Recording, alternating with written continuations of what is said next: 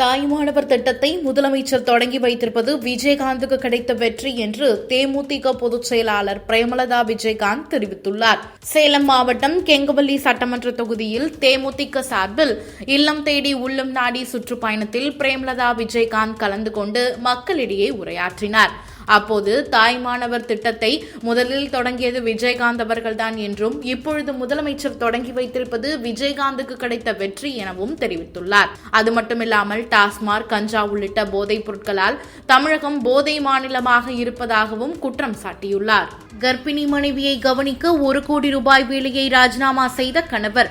பெங்களூரை சேர்ந்த இளைஞர் கர்ப்பிணி மனைவியை கவனித்துக் கொள்ள வேண்டி தன்னுடைய வேலையை ராஜினாமா செய்துள்ளது பேசும் பொருளாக மாறியுள்ளது. தன்னுடைய மனைவி தொடர்ந்து வேலை செய்ய விரும்புவதால் வீட்டிலேயே இருந்து அவரை கவனித்துக் கொள்ள இந்த முடிவு எடுத்ததாக ரெடிட் தளத்தில் தெரிவித்துள்ளார். தனக்கு எக்ஸ்பீரியன்ஸ் இருப்பதால் எப்ப வேணாலும் என்னால் வேலை செய்து கொள்ள முடியும். தன்னுடைய கர்ப்பிணி மனைவியை பாதுகாப்பதே என்னுடைய கடமை என்றும் தெரிவித்துள்ளார். கிரிக்கெட் விளையாட்டு வீரரான சுரேஷ் ரெய்னா அவர்களுக்கு அமலாக்கத்துறை சம்மன் அனுப்பியுள்ளது. சட்டவிரோத இணையவழி சூதாட்ட வழக்கு தொடர்பான அமலாக்கத்துறையின் விசாரணைக்கு இன்று ஆஜராகுமாறு முன்னாள் இந்திய கிரிக்கெட் வீரர் சுரேஷ் ரெய்னாவுக்கு அமலாக்கத்துறை சம்மன் அனுப்பியுள்ளது. ஏற்கனவே இணையவழி சூதாட்டம் தொடர்பாக அவற்றை சட்டவிரோதமாக விளம்பரப்படுத்திய 25க்கும் மேற்பட்ட பிரபலங்கள் மீது தெலுங்கானா போலீசார் வழக்கு பதிவு செய்திருந்த நிலையில் தற்போது இந்த விவகாரத்தில் சுரேஷ் ரெய்னாவின் வாக்குமூலத்தை பதிவு செய்ய அமலாக்கத்துறை அலுவலகத்தில் ஆஜராவார் என்று எதிர்பார்க்கப்படுகிறது.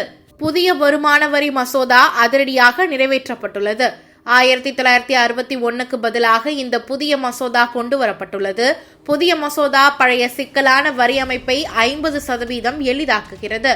முன்னதாக கடந்த பிப்ரவரியில் தாக்கல் செய்யப்பட்ட இந்த மசோதாவின் பழைய பாதிப்பு கடந்த வாரம் திரும்ப பெறப்பட்டது.